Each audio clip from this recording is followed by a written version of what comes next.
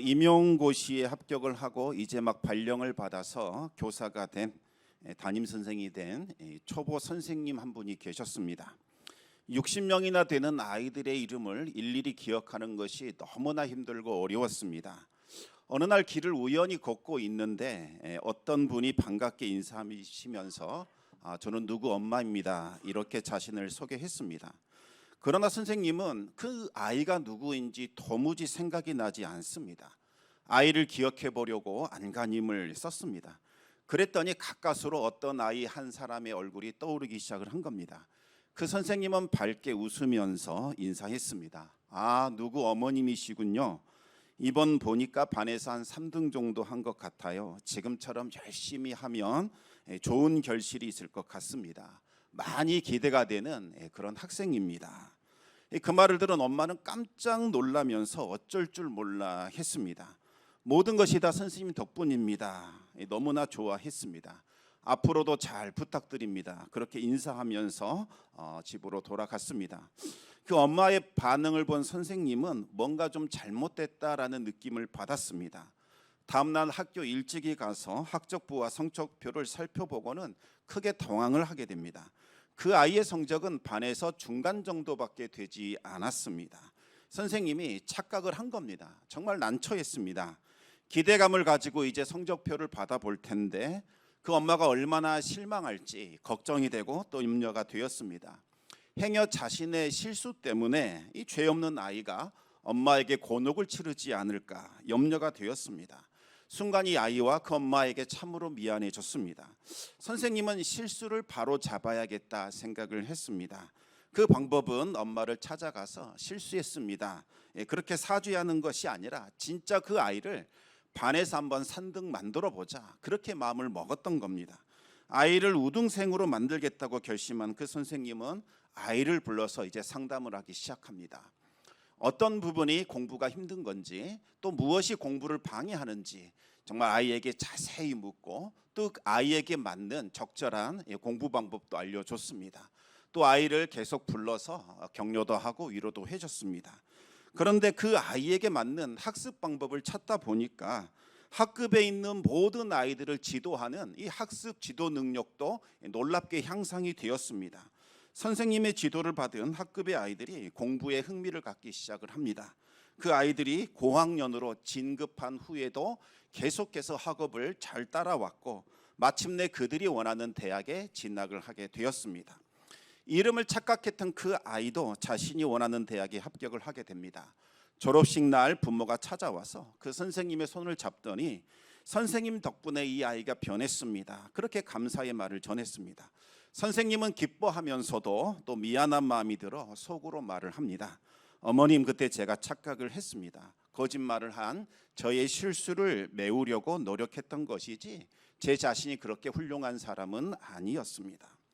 여러분, 사람의 인생은 누구를 만나느냐 그것에 따라 완전히 달라집니다.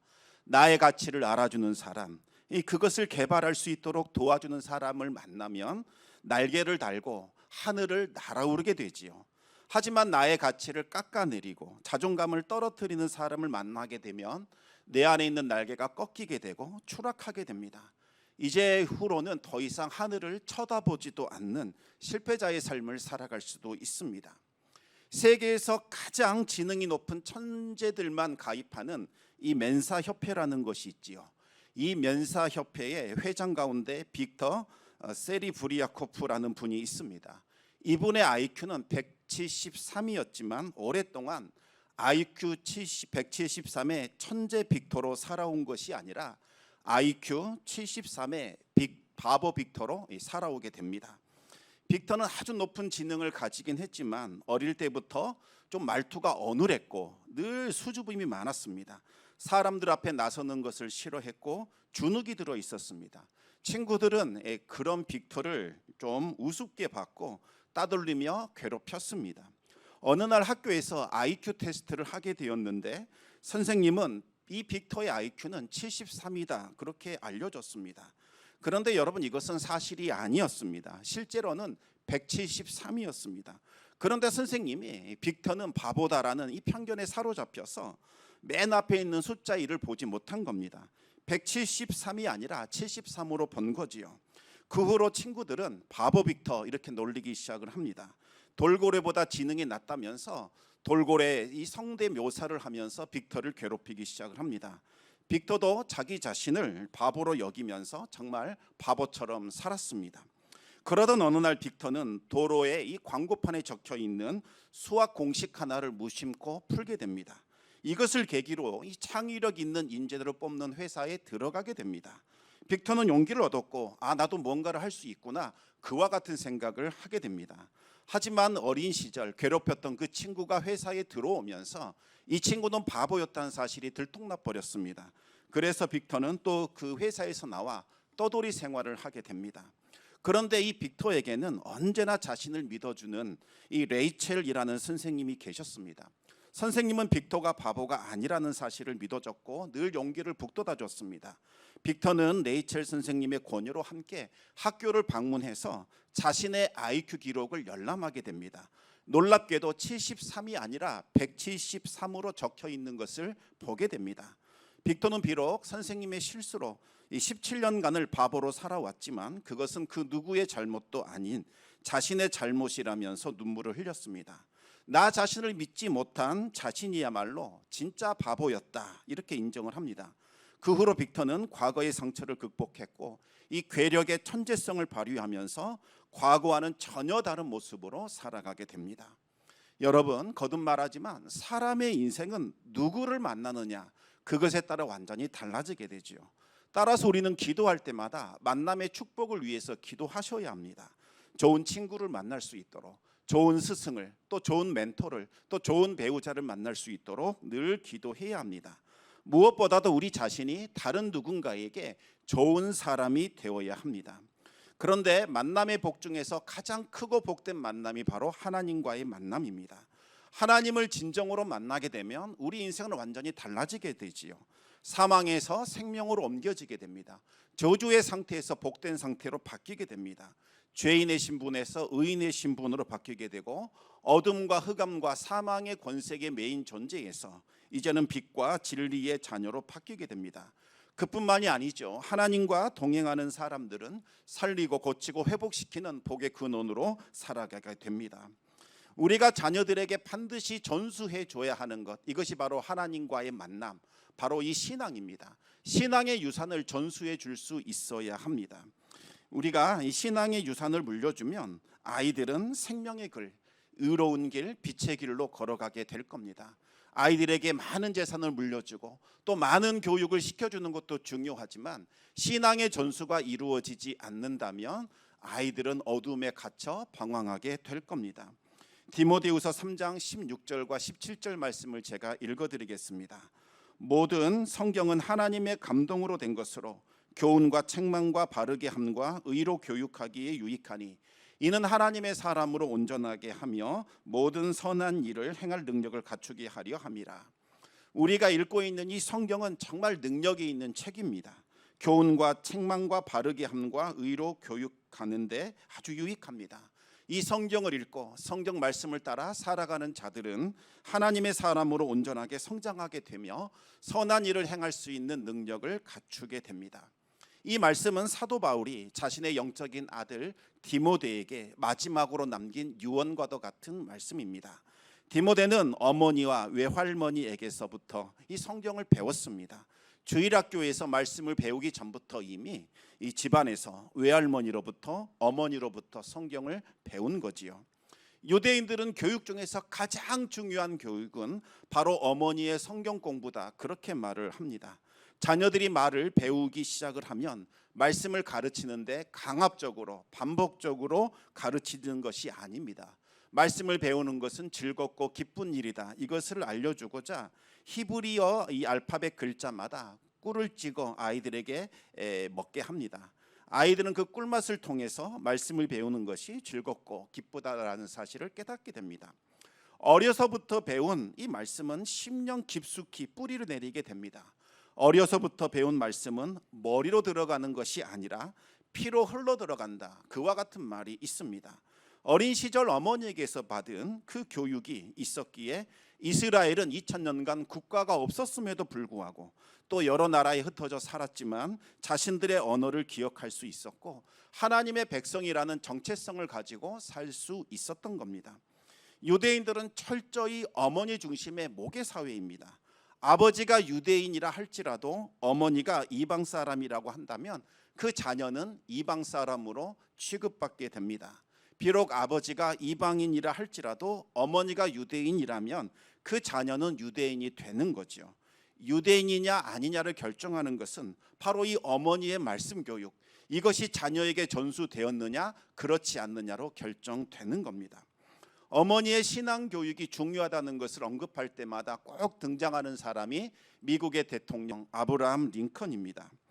이 링컨은 가난한 시골에서 태어났습니다. 청년이 되도록 받은 정규 교육은 학교 교육 1년이 전부였다고 합니다. 링컨은 어머니로부터 글을 배웠고 또 성경을 배웠습니다.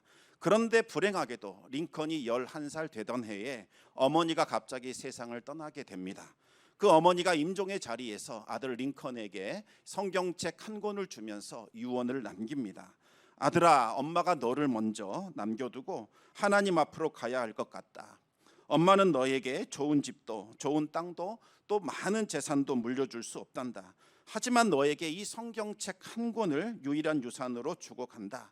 너는 평생토록 성경의 말씀을 보배로 삼고 너의 재산으로 삼고 양식으로 삼기를 바란다. 말씀의 교훈대로 꼭 살아가기를 바란다. 그러면 내 길이 형통하게 될 것이다. 링컨은 그 어머니의 유언대로 성경을 사랑했고 또 말씀대로 살고자 애를 썼습니다. 링컨은 대통령으로 취임하던 때에 낡은 성경책 한 권을 들고서 사람들 앞에서 이렇게 고백을 했습니다. 이 낡은 성경책은 바로 어머니께서 저에게 물려주신 성경입니다. 저는 이 성경책으로 말미암아 대통령이 되어 여기 이 자리에 서게 되었습니다. 저는 성경 말씀대로 이 나라를 통치할 것을 약속드립니다. 링컨을 존경했던 미국의 대통령 루즈벨트는 링컨에 대해서 이렇게 표현했습니다. 링컨 대통령은 성경책 한 권으로 만들어진 사람입니다.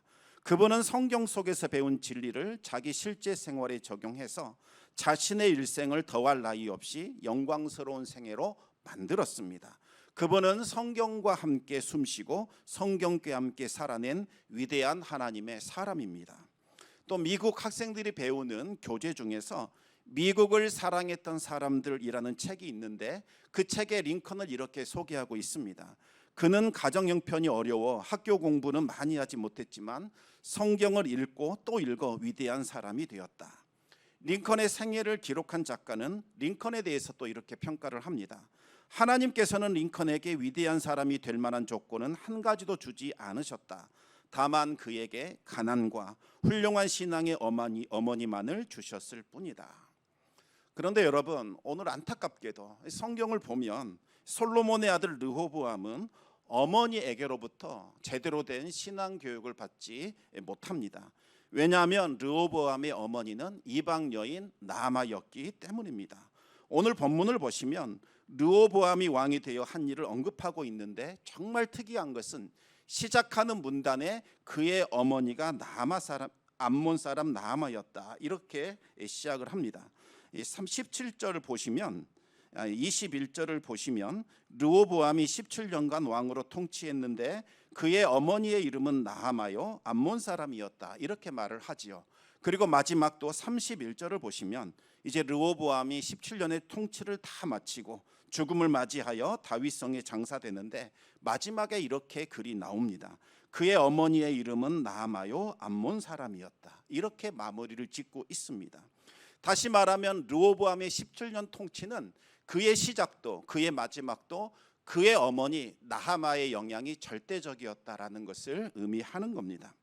르호보암의 어머니 나아마는 솔로몬이 아주 사랑했던 이방 여인 중 한 사람이었습니다. 그녀는 밀곰이라는 우상 숭배를 하던 암몬 족속의 여인이었습니다. 원래는 이 암몬 여인과는 결혼하지 못하도록 금지하고 있었지만 솔로몬은 그 율법을 어기고 암몬 여인 나아마를 아내로 맞이하게 됩니다. 솔로몬이 암몬 여인 나아마를 아내로 맞이한 것은 젊었을 때 있었던 일입니다. 솔로몬이 60대에 죽었는데 그의 아들 르호보암의 나이가 41세였지요. 계산을 해보면 솔로몬이 19살 때에 르호보암을 낳은 것이 됩니다. 솔로몬이 20살에 왕이 되었으니 왕이 되기도 전에 이미 암몬 여인을 아내로 맞아들였다고 볼 수 있겠지요. 솔로몬이 암몬 여인을 아내로 맞이하기는 했지만 통치 초반에는 하나님 앞에서 겸손했고 또 말씀에 순종을 했습니다. 솔로몬은 백성들을 하나님의 말씀으로 정의로 공의로 통치할 수 있도록 지혜를 달라고 구하기도 했습니다. 하나님은 그런 솔로몬을 기쁘게 여겨주셨고 솔로몬이 구하지도 않는 부귀와 영화도 함께 주셨습니다. 솔로몬은 하나님이 주신 그 은혜로 역사상 가장 강력하고 부강한 나라를 만들 수 있었습니다. 그러나 바로 그 순간부터 이제 솔로몬이 변질이 되기 시작을 합니다. 하나님께 순종하지 않았을 뿐만 아니라 이방 우상들을 들여오기 시작을 합니다. 솔로몬을 타락의 길로 이끌었던 주범은 바로 이방 출신의 아내들이었습니다. 그 중에서도 특히 이 암몬 여인 나아마의 영향력은 절대적이었습니다. 나아마는 솔로몬이 하나님께로부터 멀어지게 했고 또 우상 숭배에 빠져들게 만들었습니다. 나아마는 남편을 멸망의 길로 이끈 것이 부족했던지 이제는 그의 아들 르호보암까지 멸망의 길로 걷게 만들었습니다. 그래도 르호보암은 초반 3년간은 정신을 차리고 하나님 말씀 앞에 순종하는 삶을 살았습니다. 왜냐하면 이스라엘이 남과 북으로 갈라지는 과정에서 하나님에 대한 두려움을 가지고 있었기 때문입니다. 르호보암은 처음 그 일이 발생했을 때에 지혜로운 원로들의 말을 듣지 않고 함께 자란 친구들의 말을 선택하게 됩니다. 정말 지혜로운 말을 듣지 않은 그 결과로 남과 북이 갈라지는 엄청난 비극을 경험하게 됩니다. 그 이후로 이제 르호보암은 선지자를 통해 주시는 하나님의 말씀을 경청하게 되었고 하나님의 말씀을 듣게 되었습니다. 그래서 이 북왕국에서 악한 종교 정책을 통해서 제사장들과 레위인들과 하나님을 믿는 신실한 사람들이 대거 남쪽으로 내려왔을 때에 르호보암은 그들을 기쁘게 맞아줄 수 있었던 거지요. 그리고 르호보암은 그 사람들과 한마음 한뜻이 되어 하나님을 온전히 섬기게 됩니다. 그러자 하나님은 르호보암에게 큰 복을 주셨고 남왕국을 크고 강한 나라로 만들어 주셨습니다. 그런데 나라가 안정을 찾게 되자 르호보암이 점점 하나님을 멀리하기 시작을 합니다. 그러자 그 틈을 타서 자신의 어머니 암몬 여인 나아마가 아들 르호보암에게 악한 영향력을 행사하기 시작을 합니다. 남편을 타락의 길로 이끌었던 바로 그 우상 숭배의 죄악을 자신의 아들 르호보암에게도 집어 넣은 겁니다. 르호보암은 이제 어머니에게서 영향을 받아 악행을 저지르기 시작을 하는데 아버지 솔로몬이 저지른 우상 숭배는 저리 가라였습니다. 높은 산과 작은 언덕에 크고 푸른 나무만 서 있으면 그 아래다가 산당을 지어놓고 바알을 위한 돌로 만든 우상, 여신 아세라를 위한 나무 우상을 세워놓았습니다. 그리고 이스라엘 땅에는 절대로 있어서는 안 되는 남색하는 자들이 나타나기 시작을 합니다. 이 남색하는 자들은 한마디로 남자들과 관계를 맺는 동성애자라고 할 수 있겠습니다. 이들은 아세라 여신을 섬기는 신전에 소속된 남자 사제들이었습니다. 말이 좋아서 사제이지 실제로는 남창에 불과합니다. 아세라 우상 숭배가 일어나면 난잡한 성행위가 그곳에 꼭 수반이 되는데 이때 남자 사제들과 여자 사제들이 이 음행에 동원이 됩니다. 그러면 이 남자들끼리 동성애 또 남녀가 뒤섞이는 혼음과 같은 난잡한 일들이 일어나게 되지요. 왜 하나님께서 가나안 땅에 있는 원주민들을 쫓아내시고 그 땅을 이스라엘 백성들에게 주셨습니까? 그 이유는 그 가나안 땅이 악에 사무쳐서 하나님의 영광의 눈을 촉범시켰기 때문입니다. 하나님은 그 땅을 거룩한 땅으로 만드시기 위하여 원주민들을 다 몰아내고 그 땅에 이스라엘 백성들을 심으신 겁니다. 이제 이스라엘 백성들을 통하여 그 땅을 정화시키고 거룩한 땅으로 만들고자 하는 것이 하나님의 목표였습니다. 난잡하고 음란한 죄악들을 다 몰아내고 거룩한 땅으로 만들라. 이것이 이스라엘 백성들이 하나님께로부터 받은 사명입니다. 하나님을 예배하는 예배자들이 영과 진리로 그 땅에서 예배하기 시작하면 그 땅이 거룩한 땅으로 변하기 시작을 합니다. 하나님의 거룩한 임재가 나타나게 되고 그 땅은 하나님 기뻐하시는 거룩한 땅으로 바뀝니다. 그 땅이 거룩한 땅이 될 때에 나타나는 일이 바로 젖과 꿀이 흐르는 비옥한 땅, 좋은 땅, 축복의 땅으로 변하는 거지요. 그런데 르호보암이 또다시 그 우상 숭배의 죄를 불러들인 겁니다. 이 가증한 죄악을 다시 가져와서 그 거룩한 땅, 하나님이 친히 임재하시는 그 땅을 죄로 오염시켰고 저주를 불러오게 한 거지요. 하나님은 르호보암과 이스라엘에게 진노하셨습니다. 그래서 애굽의 통치자 시삭을 통하여 그들을 징계하셨습니다. 오늘 본문을 보면 시삭이 예루살렘을 침공한 것, 이것에 대해서 언급하고 있지만 역대하를 보시면 시삭이 애굽에서부터 쭉 올라오면서 모든 성읍들을 다 쳐서 멸했다라는 내용이 나오고 있습니다. 그 유다의 견고한 성읍들을 차례로 점령하면서 예루살렘까지 도착하여 기어이 예루살렘 성도 무너뜨린 겁니다. 시삭이 무너뜨린 성읍들은 베들레헴, 에담, 드고와, 벳술, 아둘람, 가드, 마레사, 십, 아도라임, 라기스, 아세가, 소라, 아얄론, 헤브론 등 정말 많은 도시들이었습니다. 솔로몬은 성읍들마다 견고한 방어시설, 군사시설을 만들어 나라를 강하게 만들었고 국방력을 강화시켰습니다. 하지만 그의 아들 르호보암은 5년도 되지 않아서 아버지의 모든 노력을 다 허사로 만들어버렸습니다. 하나님이 지키지 않으면 파수꾼의 깨어있음이 헛되도다 고백했던 솔로몬의 말이 진실로 판명이 되어버렸던 겁니다. 또 오늘 본문을 보시면 시삭이 성전과 왕궁에 있는 보물들과 솔로몬의 금방패를만 빼앗아간 것처럼 나오고 있지만 역대하를 보시면 시삭이 무너뜨린 각 고을마다 각 성읍마다 점령한 후에 그 성읍에 모아둔 모든 양식들과 기름과 포도주와 방패들과 모든 무기를 다 빼앗아간 것으로 기록되고 있습니다. 그뿐만 아니라 솔로몬이 건축해 놓은 그 요새들도 다 무너뜨렸습니다. 시삭이 솔로몬이 만든 그 금방패를 빼앗은 탓에 어쩔 수 없이 르호보암은 노수로 방패를 만들어 보관해야만 했습니다. 그런데 이 솔로몬이 만든 금으로 된 방패는 전쟁터에서 사용되는 실전용 방패가 아니라 중요한 국가적인 행사가 있을 때에 나라의 위엄과 영광을 드러내는 의존용 방패였던 거지요. 이 금방패가 놋방패로 바뀌었다. 이것은 단순히 방패의 재료가 바뀌었다. 이것을 말하는 것이 아닙니다. 솔로몬의 황금기는 다 끝나버렸다. 이것을 뜻하는 거죠. 이제부터는 빛바랜 쇠락의 길로 접어들게 되었다. 그것을 의미하는 겁니다. 그리고 이 남왕국은 북왕국과의 끊임없는 전쟁이 일어나게 됩니다. 전쟁을 하게 되면 무고한 백성들이 목숨을 잃게 됩니다. 부모를 잃고 자녀를 잃고 아내를 잃고 형제 자매들을 잃고 이웃을 잃게 됩니다. 그 땅의 평화가 사라지게 되고 더 이상 안식이 없어지게 되는 거죠. 솔로몬의 시대는 어떤 시대였습니까? 평화의 시대요, 안식의 시대였습니다. 하지만 그의 아들 르호보암은 전쟁과 고단함의 시대로 뒤바뀌어 버리게 됩니다.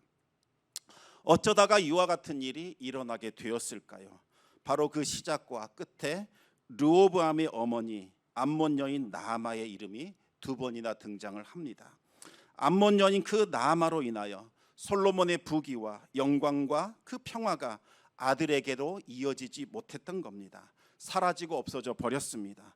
그 결과 르호보암은 전쟁과 궁핍과 수치로 점철된 보잘것없고 고단하고 초라한 삶을 살아야만 했던 겁니다. 나아마가 했던 일은 신앙의 유산이 다윗에게로부터 솔로몬에게 이어졌던 그 신앙의 유산이 그의 아들 르호보암에게 이어지지 못하도록 차단시켜버린 것, 끊어버린 것, 이것을 바로 그의 어머니 나아마가 했던 겁니다. 신앙이 단절되는 순간 하나님의 은혜도 하나님의 축복도 단절이 되어버립니다. 여러분 자녀들에게 많은 돈 물려주고 많은 건물 물려주고 좋은 학력을 물려주면 잘 될 것 같지만 하나님을 믿는 신앙을 전수해 주지 못하면 그 모든 일이 허사가 되는 겁니다. 신앙이 전수되지 않으면 선대에 있었던 모든 수고와 노력이 다 허사가 되는 겁니다. 여러분 이전 세대는 우리 세대에게 정말 다른 것 아니라도 정말 고귀한 신앙만큼은 물려줬습니다. 어머들이 아침에 장을 나가기 전에 교회 새벽 예배에 들리셔서 자녀를 위해서 기도했습니다. 하나님, 저는 이 아이들에게 물려줄 것이 하나도 없습니다. 아버지 하나님, 그러나 이 아이들에게는 신앙이 전수되기를 원합니다. 이 아이들을 통하여 하나님의 뜻이 펼쳐지게 하여 주셔서 이 아이들 시대에는 굶주린 일이 없게 하여 주시고 정말 핍박받는 일이 없게 하여 주시고 다른 나라에 멸시받는 일이 없도록 해 주십시오. 그렇게 기도를 하신 거지요. 그 기도의 결실이 이제 맺혀져서 우리는 풍족하고 정말 다른 나라들이 부러워하는 그와 같은 평화의 시대, 정말 풍성한 시대를 살아가고 있습니다. 하지만 우리가 물려받은 그 신앙의 유산이 다음 세대로 전수되지 못한다면 이 모든 축복은 우리 세대에서 끊어지고 사라지게 될지도 모릅니다. 우리는 이전 세대에게서 물려받은 신앙의 유산을 다음 세대로 전수해 줘야 하는 사명을 감당해야 합니다. 우리 세대에 그와 같은 비극이 일어나서는 안 되겠습니다. 정말 어쩌면 우리가 정말 암몬 여인 나아마와 같은 일을 하고 있는 것은 아닌지 우리 자신을 한번 되돌아봐야겠습니다.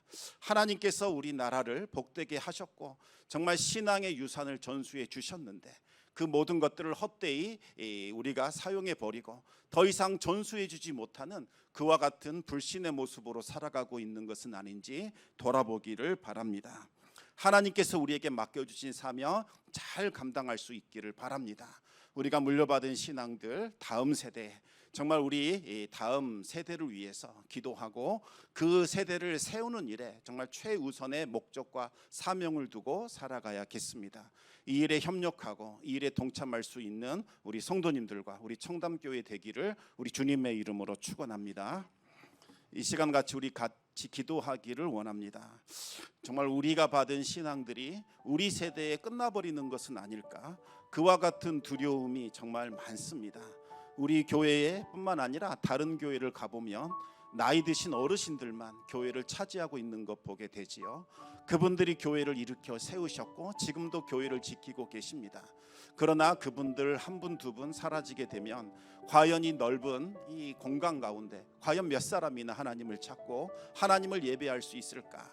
정말 앞으로 5년과 앞으로 10년이 정말 두려워지는 그와 같은 현실을 우리가 마주하게 됩니다.